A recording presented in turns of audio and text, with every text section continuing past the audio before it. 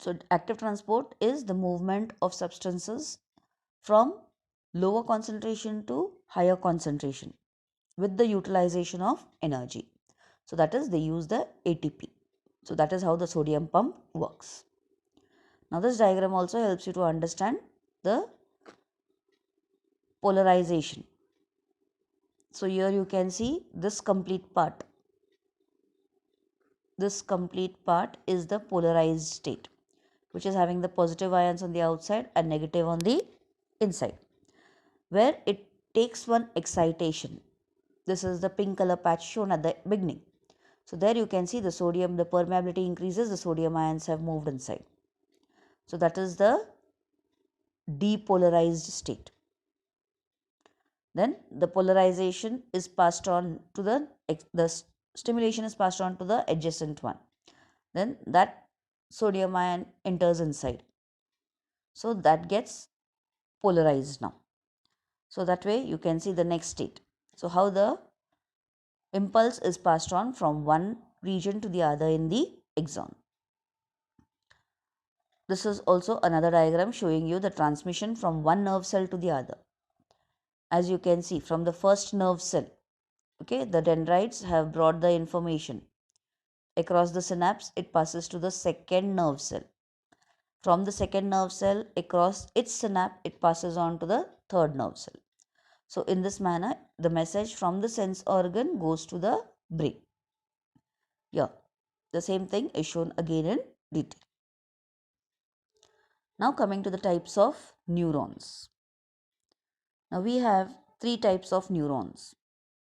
Let us see them one by one. First one, that is according to what function they do. The neurons, they are categorized into three types. They are the sensory neurons, which are also called as efferent neurons. Then you have the motor neurons, which are called as the efferent neurons, and the association neurons, which are termed as connector neurons. So the first one, the sensory neurons. These sensory neurons, as you can see in the diagram, it is having one cell body in the center, the cyton, and the axon is divided into two branches. So this is also called as the bipolar neuron. Then those two branches, one of its axon goes to the sense organ, that is, it forms the receptors, and the other end goes to the terminal ends of the axon, they go to the adjacent neuron, that is the next neuron. Now these neurons, the sensory neurons, they carry the sensory impulses from the sense organs to the central nervous system, and the central nervous system, it includes the brain and the spinal cord. So in this manner, the sensory neurons do the work of carrying information from sense organs to the brain or spinal cord. Then you have the association neuron. The association neuron, which is also called as the connecting neuron or the connector neuron. As you can see in the diagram, it has dendrites and the single long axon. These are present in the central nervous system, that is the brain and the spinal cord. And they do the work, as the name suggests, associates or connects. They do the work of connecting the sensory neuron and the motor neuron. That is why at times it is also termed as interneuron. Then you have the motor neurons, which is also termed as efferent neurons. These neurons, they transmit the impulses from the central nervous system to the effectors, that is the muscles or the glands where the action is being taken out. As you can see in this diagram, the axon endings, the terminal endings which carry the message, they go to the muscles. This diagram shows you how the transmission of impulses takes place. That is, here this dendrite of the sensory neuron, it takes the impulses and it passes on to the cell body. From the cell body, it goes to the axon endings, and that goes to the second neuron. So this is the sensory neuron, from the sense organ to the central nervous system. So this association neuron is mainly present in the spinal cord and the brain. This passes on the information to the brain and the spinal cord. Whatever reply has to be given is given by the brain by analyzing what information it has got. And that reply or message goes via this third neuron, which is called as the motor neuron. And this goes and gives the message to the muscles. That is, suppose you are seeing a snake. So the vision of a snake goes via this sensory neuron to the spinal cord. The spinal cord immediately gives the message that there is danger, move away from that place. So the message goes to your muscles, because moving away has to be done by the muscles of your leg. They'll contract and relax and take your body away from that place. So that is how these neurons work in coordination with each other.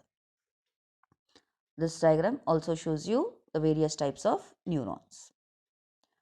Efferent neuron. Efferent is, what is efferent neuron? That is a motor neuron. Interneuron is association neuron, and sensory neuron is efferent neuron. Now coming to what is a nerve. A nerve is a bundle of nerve cells.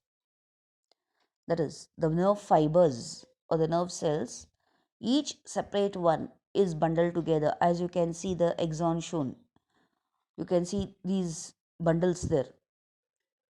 Here 1, 2, 3, 4, 5 bundles are there. But these are the bundles of nerve fibers. One projection is shown here. This is one single axon.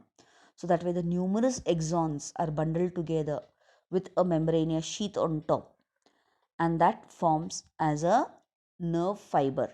And numerous nerve fibers together, they are covered in a tubular sheath, and that is termed as a nerve. So the nerve arises from the brain and the spinal cord, and it branches to almost all the parts of the body for coordination. That is like wiring, which is spread out throughout the body. So these nerves, as you see, as I said, that they spread out throughout the body. As you can see in the body, they actually look like white color threads. But here, to identify it very clearly, they have highlighted it and shown to you in the diagram as yellow color threading. So that is how the nerves look like in our body. They emerge from the brain and the spinal cord, and they spread out almost all over the body. Now the types of nerves. The nerves are also divided into three categories. They are the sensory nerves, the motor nerves, and the mixed nerves. The sensory nerves, they contain only the sensory nerve fibers. They only do the work of bringing impulses from the receptors, that is all the sense organs, to the central nervous system, that is the brain and spinal cord. The motor nerves, they contain mainly the motor nerve fibers, and they carry impulses from the central nervous system to the effectors, that is from the brain and spinal cord to the muscles to bring out any action of movement, or to the glands to show out some secretion. Then you have the mixed nerves. These mixed nerves, they contain both the sensory and the motor nerve fibers. Now here are some examples of sensory nerves. One example is shown to you, as you can see in the diagram, that is the optic nerve. Optic nerve is the nerve which arises from the eye, and it goes to the brain. So it takes the impulses from the eye. Whatever images are formed on the retina, those impulses are taken to the brain, and the brain identifies the image. So the optic nerve is a sensory nerve because it takes message from the eye to the brain.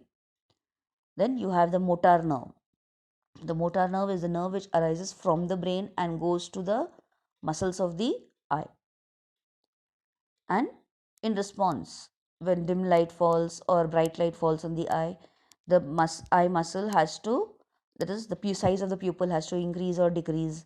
Then in which direction you want to see, the movement of the eye muscles, all these are controlled by that message given by the nerve. So those are the motor neurons. Then mixed nerves, you can see in this diagram. Most of the spinal nerves are the mixed nerves. These mixed nerves, you can see they have both sensory nerve as well as the motor nerve, both arising from one. That is, from the one nerve cell, you have both the nerve fibers, motor nerve fibers as well as the sensory nerve fibers. Then what is meant by ganglia? Now nerve fiber, we discussed that these are all the axons bundled up together, the nerve fibers. But all the nerve cells, that is the cytons, they are accumulated together in a structure a bulge structure on the outer side, that is the upper region of the spinal cord. And in this diagram, you can see the bulged region, which is labeled as the ganglion. Ganglion is a singular term and ganglia is the plural term. Okay, so both are not different. Their meaning is the same, but only it is singular and plural form. So the ganglion, it is the accumulation of the nerve cell bodies, and that is mainly present in the dorsal root of the spinal cord. Okay, now coming to the nervous system, the main part of the nervous system. The nervous system, it consists of two basic parts, that is two divisions, the central nervous system and the peripheral nervous system. The central nervous system, all the parts of the nervous system which are present along the median longitudinal axis of the body, that is, they constitute the central nervous system, mainly the brain and the spinal cord. And the peripheral nervous system, it is formed by all the whitish thread-like nerves that connect the various parts of the body with the central nervous system. And those are all the nerves which are arising from the brain and the spinal cord. Now let's see in detail about the central nervous system. The central nervous system includes the brain and spinal cord. You can see the diagram showing you clearly how is the structure present of the brain and the spinal cord. The brain continues along in the vertebral column in the form of a long thread-like structure or a cord, which is termed as the spinal cord. Now coming to the brain. The brain, as you can see in the picture, where is it located? It is a highly developed organ and the largest among all the animals. The human brain is the largest among all the brains in all the animals. Approximate weight is about 1350 grams. In an adult body, it is about 1350 grams and it is made up of 1000 billion neurons. So, a big number of neurons are present in the brain. It is a very, very delicate organ and it is placed and well protected in the cranial cavity, or also called as the brain box, as you can see in this diagram. Cranial cavity or brain box are also called as the skull. Then it is surrounded by three membranes. But before going further, as you can see in this diagram, the cranial structure or the skull structure is shown to you as a faded whitish part, and inside that you can see the brain what is located. And it is a very soft and spongy tissue like a sponge cake. A small prick also can destroy it, and that is why it is covered with that skeleton. It is made up of 80% of water, and of the oxygen that you inhale, 1/4 of that oxygen is utilized by the brain. The brain cells require lots of oxygen for its better development or for its proper functioning.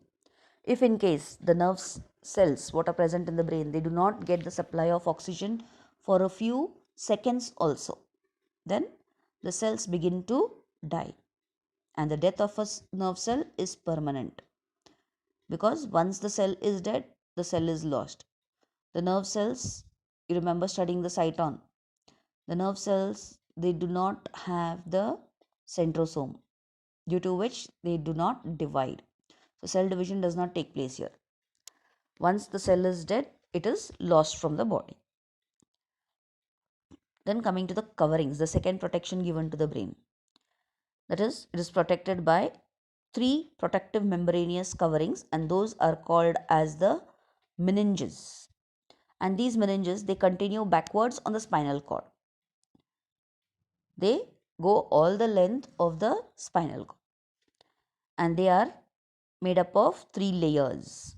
They are the pyometer, which is the innermost membrane. Then you have the arachnoid and the durameter. Now let us see them one by one.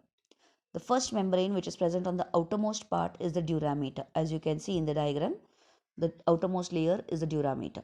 It is non-vascular. It is thick, a tough fibrous membrane. So it forms a good protection. The second layer is the arachnoid. It is thin, it is delicate, it is the middle layer, it is also non-vascular, and it forms a cushion-like structure. The innermost layer, the pyometer, it is very thin, it is also tough, but it is highly vascular membrane. It is richly supplied with blood.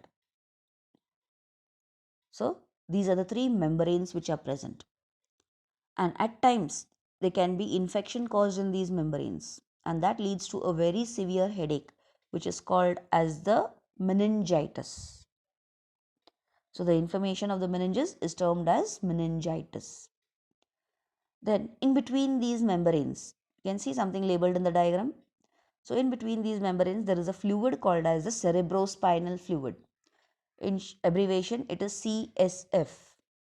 Capital C, capital S and capital F. So remember this abbreviation. CSF is cerebrospinal fluid. Okay, in the same manner, central nervous system abbreviation is CNS. Peripheral nervous system PNS. So these also can be asked for the exam. So the cerebrospinal fluid is present in between these membranes. And this same fluid is also located in some empty spaces which are present in the brain, and those are called as the ventricles of the brain. As you can see, it is highlighted in these diagrams, the bluish color which shows you the presence of the CSF. And the same cerebrospinal fluid flows along the length of the spinal cord as well, covering the spinal cord, because the same membranes are covering the spinal cord. At the same time, in the center of the spinal cord also there is one central canal, a hollow space, which runs all through the length of the spinal cord. So that is also filled with this cerebrospinal fluid. Now, what is the work of the cerebrospinal fluid? It serves as a shock absorbing medium.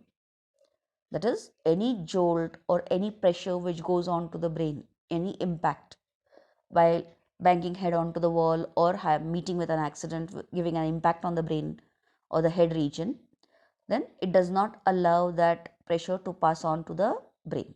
It protects the brain and also the spinal cord. Then it also maintains a constant pressure around the in and around the brain. So these are the two important functions of the cerebrospinal fluid. Now coming to the parts of the brain. The brain has three major parts: cerebrum, cerebellum and medulla oblongata. Now the cerebrum. The cerebrum is the largest part of the brain, as you can see in the diagram.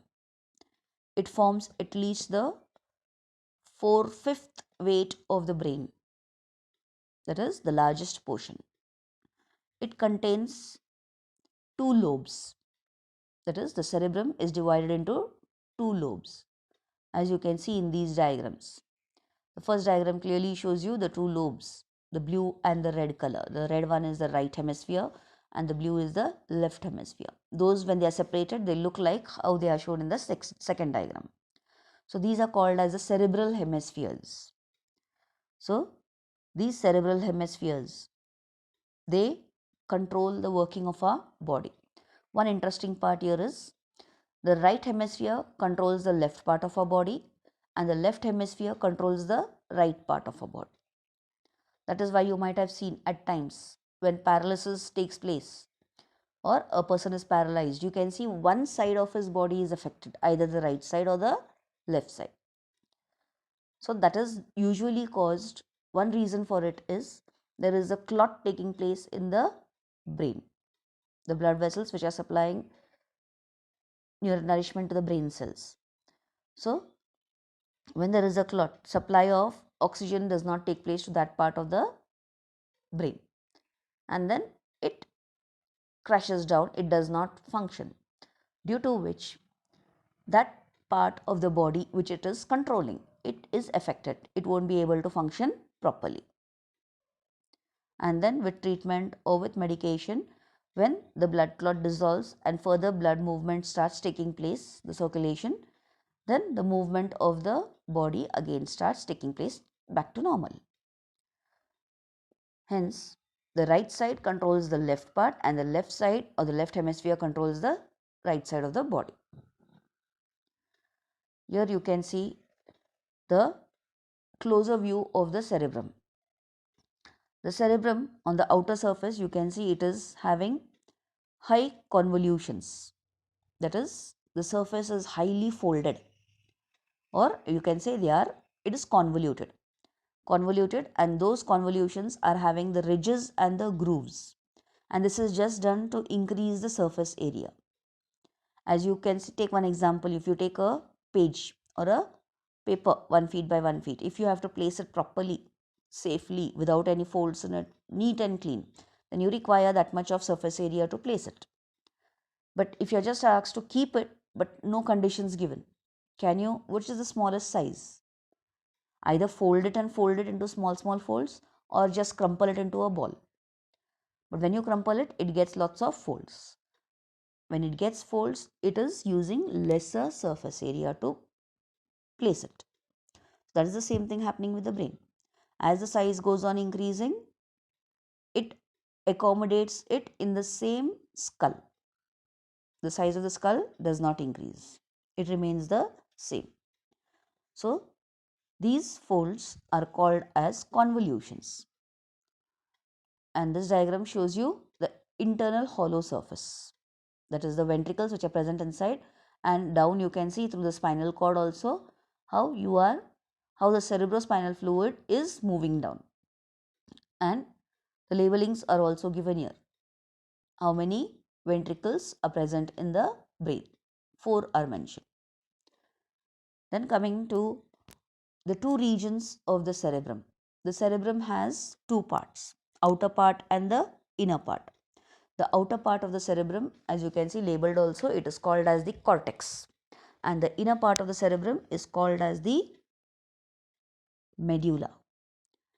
The outer part, which is the cortex, it consists of grey matter. Remember this diagram well, you will be able to write it. It's very important, this part, as it is just the opposite in the spinal cord. So this difference can be asked. Grey matter, which is present in the outermost region, that is the cortex. Now why it is grey in color? It is grey because it consists of the cytons. All the cell bodies, they are present in the cortex region. And why are they grey? They are grey because they don't have the myelin sheath present on them. The myelin sheath is present on which part of the neuron? It is present only on the axon. So that will look as white color. But where there is no myelin sheath, that is going to give you a grey color appearance.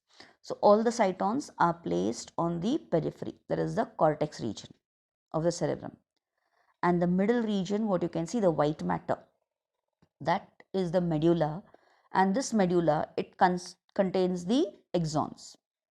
So the axons which have the myelin sheath, and due to that myelin sheath, it looks white in color.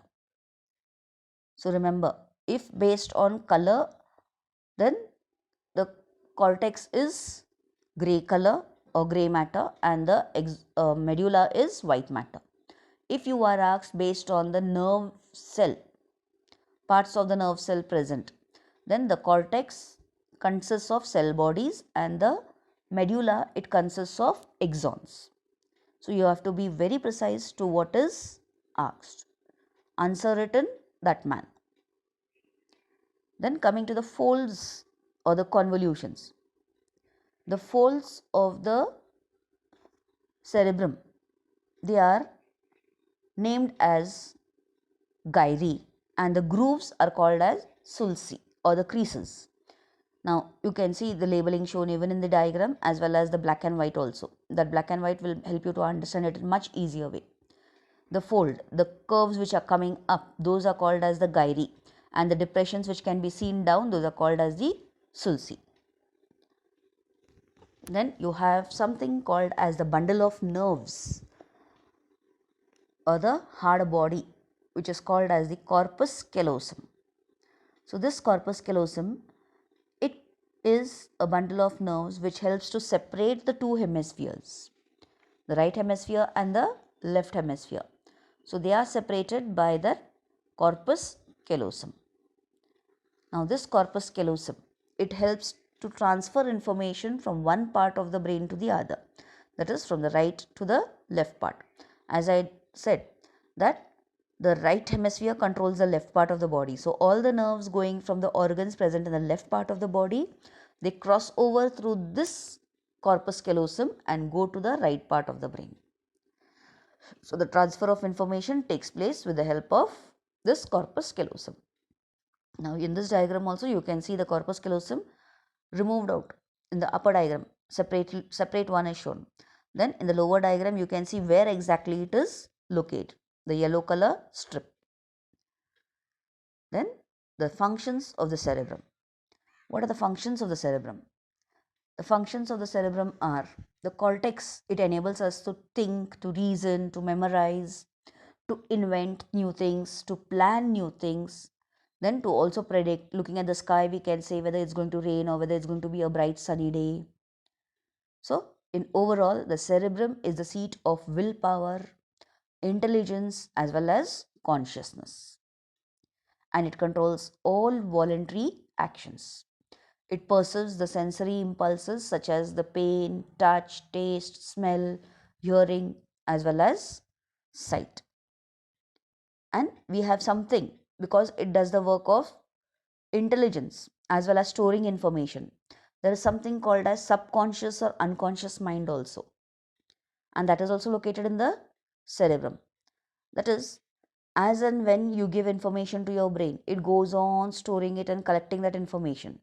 And as new experiences start coming up, they start getting settled into the cerebrum. But the older ones, they go deeper and deeper, because it has recent impressions which dominate the older ones. So if that old information has to be removed out, that goes into the subconscious mind.